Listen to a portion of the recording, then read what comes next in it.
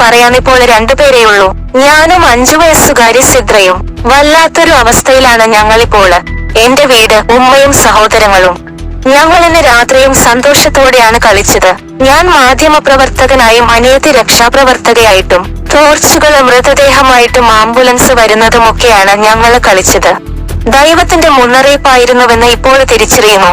അന്ന് രാത്രി നേരത്തെ ഉമ്മച്ചി ചോറ് വിളമ്പി. ഞാനപ്പോ ചോദിച്ചു, എന്താപ്പോ ഇത്ര നേരത്തെ? ഉമ്മച്ചി എന്താ ഉരുൾപൊട്ടി പോകുമ്പോൾ ഒപ്പം പോകാനാണോ എന്ന്. അപ്പോ ഉമ്മച്ചി പറഞ്ഞ വാക്കുണ്ട്, എല്ലാവർക്കും ഒപ്പം പോകാല്ലോ, അതല്ലേ നല്ലതെന്ന്. ചിരിച്ചുകൊണ്ടാണത് പറഞ്ഞത്. നേരത്തെ തന്നെ ഞങ്ങള് ഭക്ഷണം കഴിച്ചിരുന്നു. വർത്തമാനം പറയുകയായിരുന്നു. അനിയത്തിയോട് ഇനി മിണ്ടാനാവില്ലല്ലോ. ചെറിയ അനിയത്തിയോട് ഞാനന്ന് വെറുതെ പിണക്കം കാണിച്ചു. അവള് പറയുന്നുണ്ട്, ഒന്ന് മിണ്ട് കാക്ക, ഒന്ന് മിണ്ട് എന്ന്. ഞാൻ വെറുതെ പിണക്കമുണ്ടായിട്ടല്ല, അവളെ കളിപ്പിക്കാനായിരുന്നു. പകല് നല്ല മഴയുണ്ട്, പക്ഷെ കിടക്കുമ്പോൾ മഴയില്ല. ഉമ്മച്ചിയും ഉപ്പച്ചിയും അനിയനും താഴെയാണ് കിടന്നത്. ഞാനും വല്യമ്മയുമാണ് കട്ടിലില്ല. ഉറക്കത്തില് പെട്ടെന്നാരു കുലുക്കം വന്ന് ഉണർന്നു. ചുമരൊക്കെ വീഴുന്നു. ഉമ്മച്ചി എന്ന് വിളിക്കുമ്പോഴേക്കും ചുമരൊക്കെ ഇടിഞ്ഞു. ഞാൻ പുറകിലോട്ട് തെറിച്ചു. അതിനിടെ കൈ ഉയർത്തിയപ്പോൾ ജനലില് പിടുത്തം കിട്ടി. വീടിന്റെ പുറകില് 90 ഡിഗ്രി ചെരിവില് മണ്ണുണ്ട്. അതിനും കെട്ടിടത്തിനുമിടയിലാണ് ഞാൻ പെട്ടത്. എന്റെ മുകളില് ബർത്തുണ്ട്. കൂണേരിക്കാനേ പറ്റുന്നുള്ളൂ.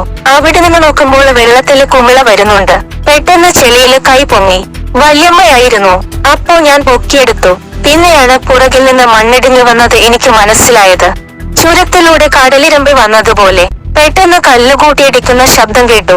മലയിലേക്ക് നോക്കുമ്പോൾ ചുരത്തിലൂടെ കടലിറങ്ങി വരുന്ന പോലെയാണ്. ഞങ്ങളുടെ കടയുടെ അവിടേക്ക് ഉരുള വന്ന് നിറയുമ്പോഴും പലരുടെ ശബ്ദവും ഞാൻ കേൾക്കുന്നുണ്ട്. വീട് പോയെങ്കിലും കുടുംബക്കാരുണ്ടല്ലോ എന്ന സമാധാനമായിരുന്നു അപ്പോഴൊക്കെ. എനിക്ക് ശബ്ദം കേട്ടിടത്തേക്ക് എത്തിപ്പെടാൻ കഴിയില്ലായിരുന്നു. ഒന്നാമത്തെ പൊട്ടലിന് അത്രയും മൺകൂണയായിരുന്നു. ആ സ്ഥലമൊക്കെ മണ്ണു മൂടി. രണ്ടാമത്തെ പൊട്ടലിന് എല്ലാവരുടെയും ശബ്ദവും നിലച്ചു. എനിക്കാരുമില്ലെന്ന്, എല്ലാരും പോയെന്ന് മനസ്സിലായി. ആ 4 മണിക്കൂർ കൊണ്ട് ഞാൻ കരയാനുള്ളതെല്ലാം കരഞ്ഞു. മരണമെന്നുറപ്പിച്ചു പ്രാർത്ഥിച്ചു. അതിനിടെ മൂന്നാമതും ഉരുള് പൊട്ടി വന്നു.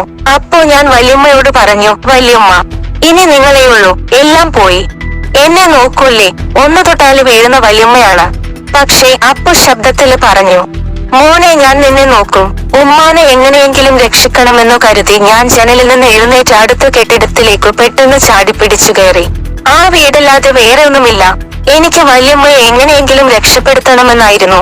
കുന്നിൻമുകളിലുള്ള ഇൻവെർട്ടറുള്ള വീടുകൾ കാണുന്നുണ്ട്. പക്ഷേ ആർക്കും വിളി കേൾക്കാനാവുന്നില്ല. ഞാൻ ഇരിക്കുന്ന വീട് താഴ്ന്നാല് ഞാനും വല്യമ്മയും പോകും. ഞാൻ പിന്നെയും 2 മണിക്കൂർ കരഞ്ഞിരുന്നു. എന്റെ ഉപ്പാന്റെ സഹോദരൻ ഷംസുദ്ദീൻ ആപ്പാപ്പയ്ക്ക് ഞാൻ അന്ന് രാത്രി സിനിമ ഷെയർ ചെയ്തു കൊടുത്തിരുന്നു. ആപ്പാപ്പ ഉറങ്ങാതെ ഇരുന്നത് കൊണ്ടാകും ഉരുളിൽ നിന്ന് മോളെ എടുത്തുയർത്താൻ പറ്റിയത്. ആ സമയമത്രയും ഞാൻ എല്ലാവരെയും വിളിച്ചുകൊണ്ടിരിക്കുകയായിരുന്നു. എന്റെ ശബ്ദം കേട്ട് ആരൊക്കെയോ തിരികെ കൂക്കി. ഞാൻ രക്ഷാപ്രവർത്തകനാണെന്ന പ്രതീക്ഷയില് എന്നെപ്പോലെ പലരും ചെളിയിലെ മണിക്കൂറുകൾ കാത്തിരുന്നു കാണും. അവരൊക്കെയും എവിടെയോ പോയി.